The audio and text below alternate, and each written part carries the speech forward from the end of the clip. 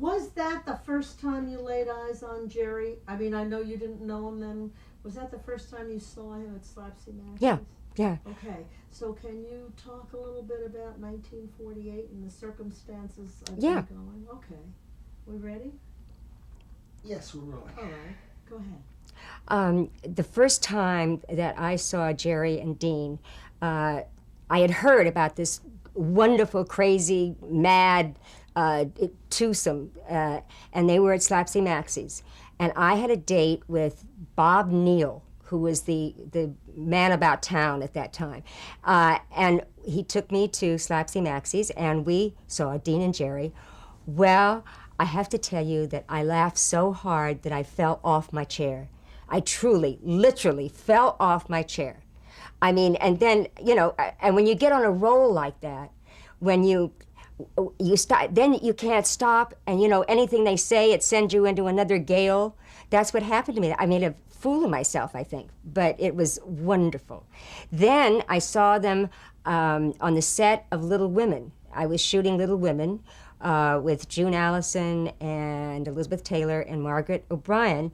And it was so strange because they came to visit a friend of theirs, Gloria DeHaven, I think, was a friend of theirs, and brought them on the set, you know, as to visit and to see the set and whatever. But it was so incongruous because here we were, prim Little Women, in the, you know, in the costumes and the bonnets and everything, and like picture postcard perfect, and here are these two zanies coming on the set, you know, saying, okay, with this skate key, you know, everybody out of the pool, and I mean, just doing nutty things that it was very funny just because of the oddity and the complete opposite ends of sanity. And Hold on just a moment. Just want to move this out a little more so it gets more of your voice. There we go. Just like so. Aimed in right. We're still rolling. Okay. okay. And do you think that we should now jump to try to make the transition? I know that you were very close with Jerry because wasn't he your best man? Yeah. Tony. So how did you then get close to Jerry? I mean, like, how did your friendship develop then? The next time that I saw Jerry was I had dated Tony Curtis, and about, I don't know, I guess our third or fourth date or something, he said, my best friend just came back in town, and I really want you to meet him. And so he brought me over to Jerry and Patty's house. And actually, it was before, the first time I met them, they were in a rented house before they moved to the Amalfi in Pacific Palisades, before. It was in Beverly Hills, a rented house on, I think, Tower and San Ysidro, somewhere in that area. And I met, you know, Patty and Jerry and their group, you know. This was rather just casual. I mean, there wasn't any big deal, you know. But then, as Tony and I progressed in our relationship, then my relationship with Jerry and Patty progressed because Jerry and Tony were so very close, and then they moved to Amalfi, and then Tony and I were married, and we were in Chicago when we became engaged. We were both on tour, and they were playing. Oh, and Jerry and Dean were playing the big the Ambassador in Chicago. That room that was I don't remember the name of the room. That was but it, Doesn't matter. yeah, Doesn't matter. it's a Pump Room was the restaurant, but there was a nightclub in there, in Chicago at that, and they were playing there, and we went to see them, and we surprised them, and the maitre d' evidently went up and it was packed, you know, and we walked in and we were just going to stand in the back because there wasn't a seat, let alone a table. And the maitre d' evidently went up and told the guys, and all of a sudden a waiter comes and with one of those little cocktail tables, you know, like this, going through the crowd. And then another guy comes with a chair, another guy comes with a chair, and they're winding their way through the crowd up to the stage. They put the table down, they put the 2 chairs down, and then Jerry says, "Ladies and gentlemen, we want you to be the first to know. We want to introduce the just betrothed Janet Leigh and Tony Curtis," and made us get up on the stage with them and sit there the whole time. They were wild. But then we went to New York from Chicago, and we were married in New York, and Patty and Jerry were our matron of honor and best man.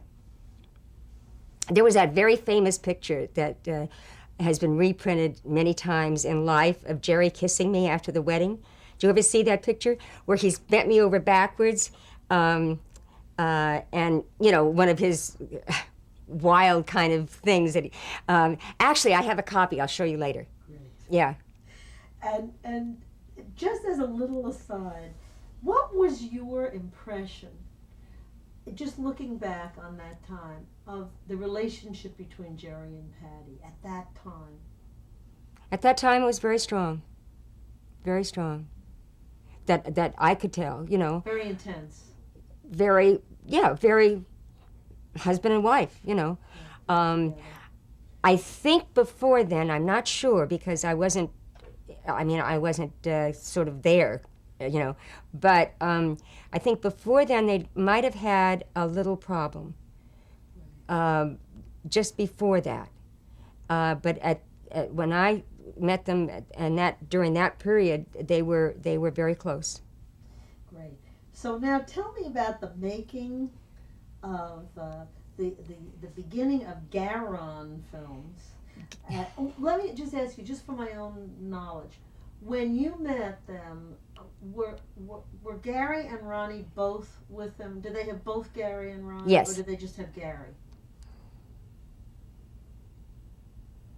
It doesn't matter. They had Gary and Ronnie when they had Geron. And Yeah, because that's Geron. Yeah.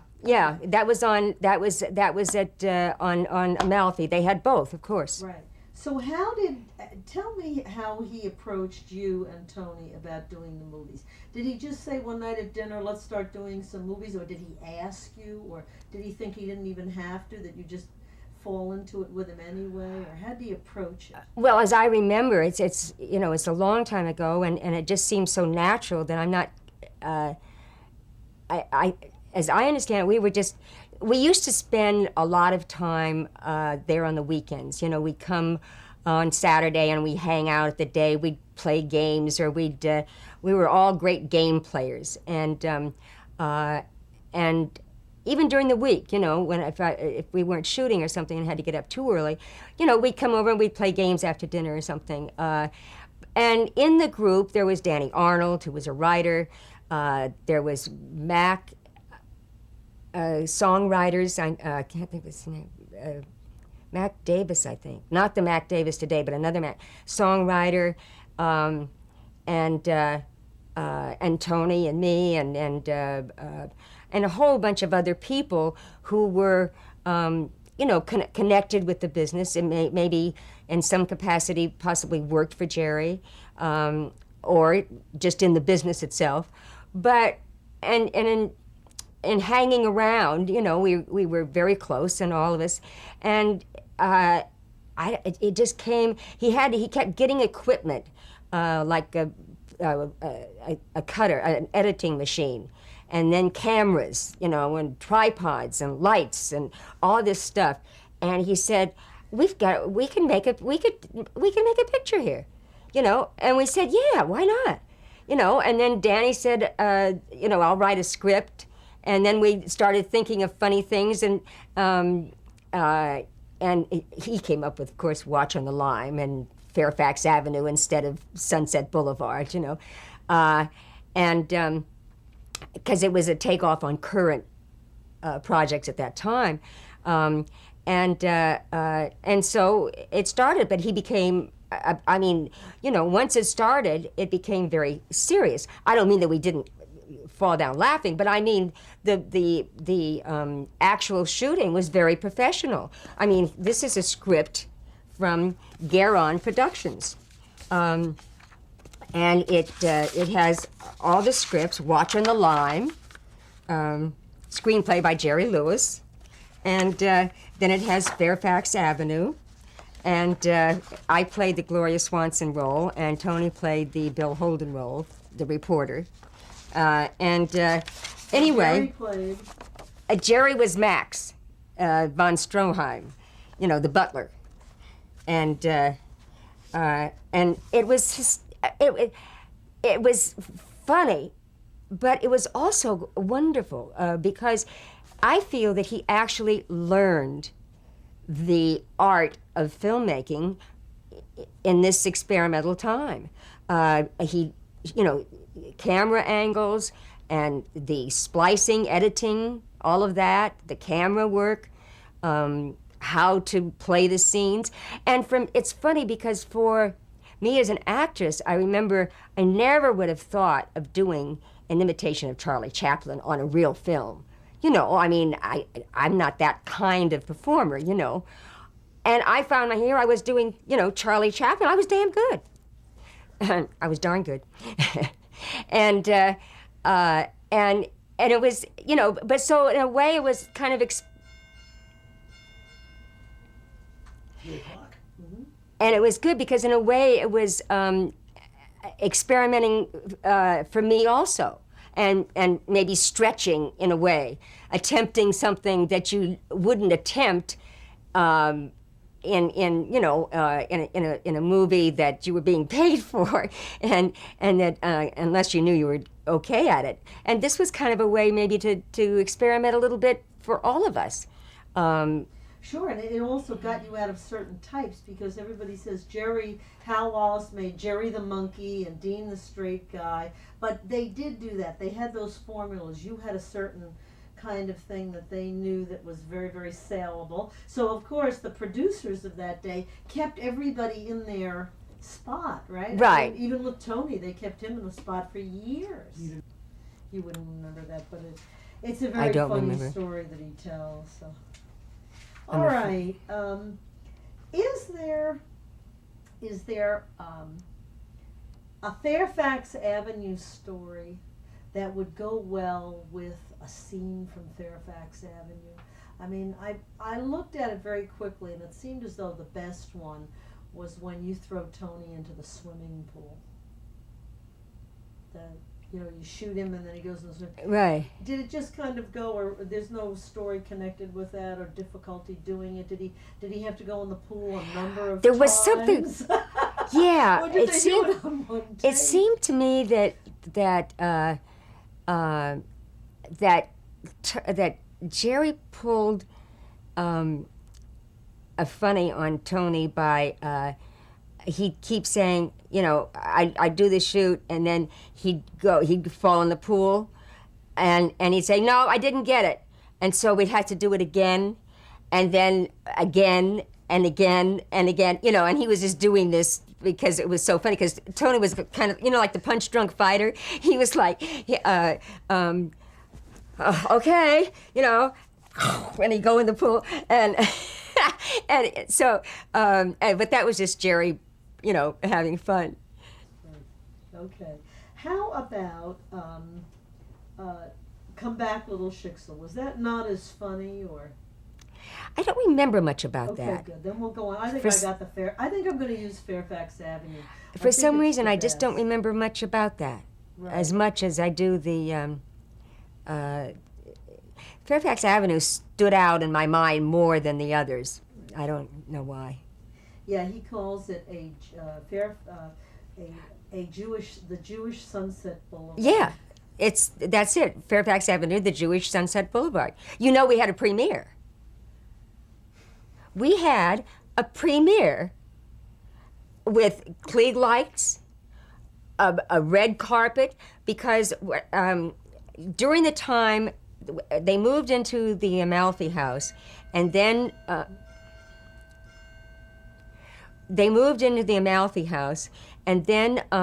they built the playhouse in the back, and it was finished for the premiere. And so the guests arrived up in front, and as I said, Klieg lights, and they walked around the house, and then there was this red carpet into the playhouse, and that was their screening room, and playroom, everything. It was a huge room, wonderful room. And the guests walked into there, and they had the premiere of Fairfax Avenue, and then it was catered afterwards like a regular premiere, and that's when I got my award. This is I didn't need these before, but I need them to read it today. But this is a charm that says, Miss Janet Leigh for her stellar performances in Fairfax Avenue, Watch on the Line, and for being a great gal. And then on this side, it's a picture of a camera and a director's chair, and it says the Jerry Lewis Award from Geron Productions. Isn't that wonderful? And what did Geron stand for? Gary and Ronnie. Gary, his son, and Ronnie, their son. So it was Geron. All right, let's talk a little bit about when you had known them a while before you decided to take on Living It Up. I think Living It Up was what, 53 or 55. I have to look it up in the filmography book. 50. But how did you come to take that part in Living It Up? I think Living It Up was in more like 54. Well, anyway, I'm not sure the exact dates, but we had been friends then for quite a long time, and well, of course, it isn't that, I was asked to do it by Paramount, and Norman Torog was the director, and they called MGM because I was in a contract to MGM, and so they called to loan, if they could have a loan out for me to go to Paramount to do Living It Up. And I read this script, and it was from a play, Hazel Flag, and they just reversed the role, because in Hazel Flag, Frederick March. Jerry's part was a girl. Right. So I read the script, and it was very funny, and I really looked forward to having the opportunity to work with the two of them, because they would just enjoyed them so. But I was worried about one thing, because I went to Norman Torog, and I said, Norman, this reads like it should be like almost an Eve Arden, smart talking kind of newspaper woman. And I said, that's not the way I could play it, or would want to. I mean, that would be false for me. And so, I want to make sure that was okay with you before we make this deal, before I agreed to the loan out. And he said, oh, no, that's fine, because, it doesn't have to be Eve Arden type at all. I mean, it can be however, it can be the Janet Leigh type, But he said, actually, I like that approach better anyway. So that's how that came about. And it was really wonderful fun, because, to work with two of your best friends, and then to have Edith Head do your wardrobe, not all bad. There was a lot of emphasis on Living It Up to the fact that Jerry played this character that, because he didn't have very long to live, he kept ordering room service for 1,000 people and clothing. He kept doing that. Somebody who had nothing all of a sudden has all of this, and so it was all excessive.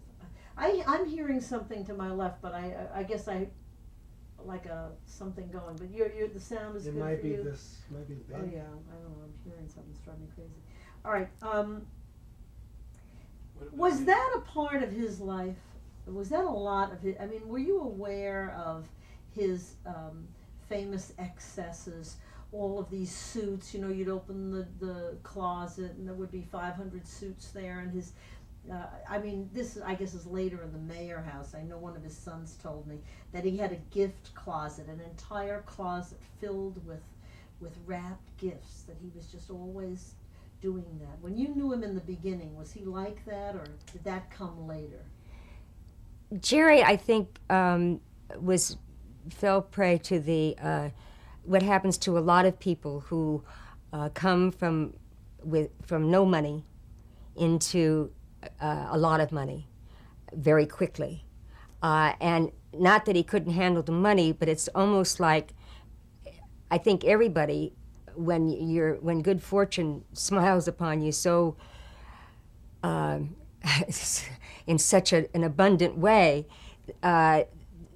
you almost feel like, well, gee, I'm really not worth it, and it's like I have to share this with everybody.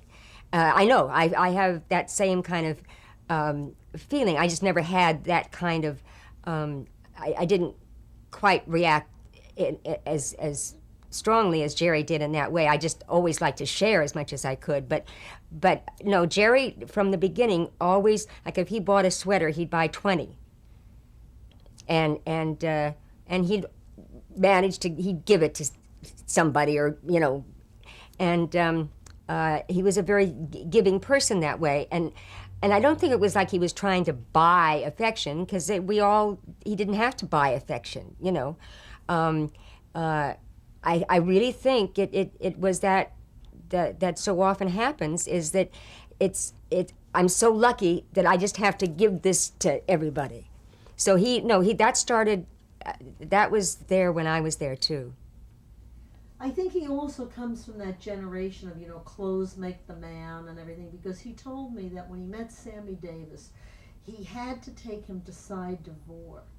That, he had to remake Sammy to dress well, and, he's very aware of the way he should look. I know when I filmed him, he has this all in his mind, the way he should look. And he has said to me that, he said, do you ever go in a store and you see a sweater and it's the sweater you've been looking for? I have to buy all of them because, it'll disappear. But I think it's much more than it'll go away. It's that his personality is very tied to clothing, and he sees other people. He told me the story of the tuxedos with Dean. When they first met, and Dean said, "What are you talking about? I'm going to pay my car payment. I don't need this tuxedo." So Jerry bought the tuxedos when they first went on the road because he wanted them to look their best. I think again, this stems from.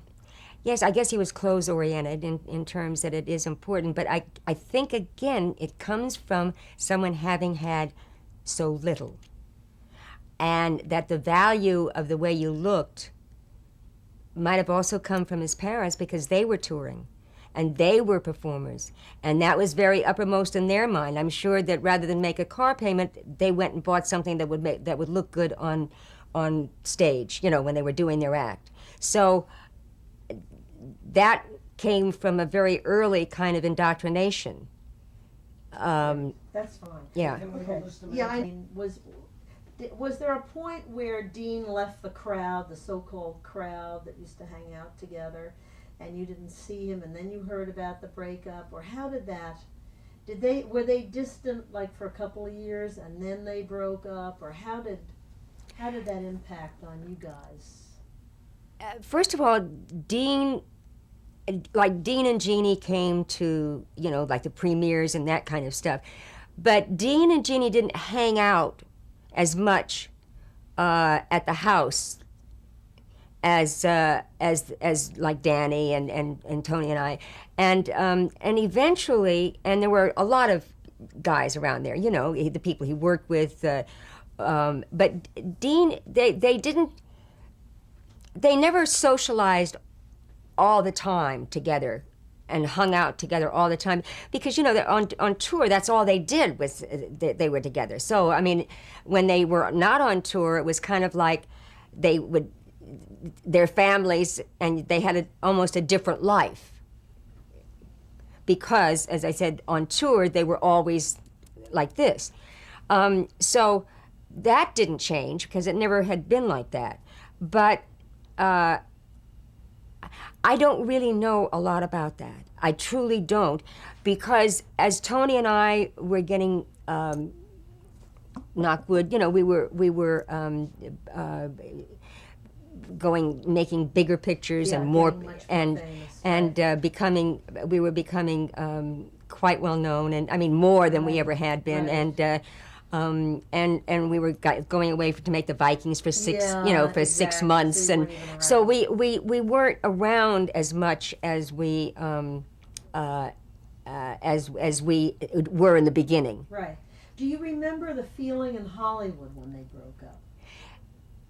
In the Hollywood community. It was sad. It was a sad kind of feeling that's what I got from the Rumbles. I mean, but that it was just too bad because they were so successful and so wonderful together. That this cross current kind of had happened, and yet I think a lot of people felt that maybe each had reached a ripeness, a maturity that really called for them to walk their own path.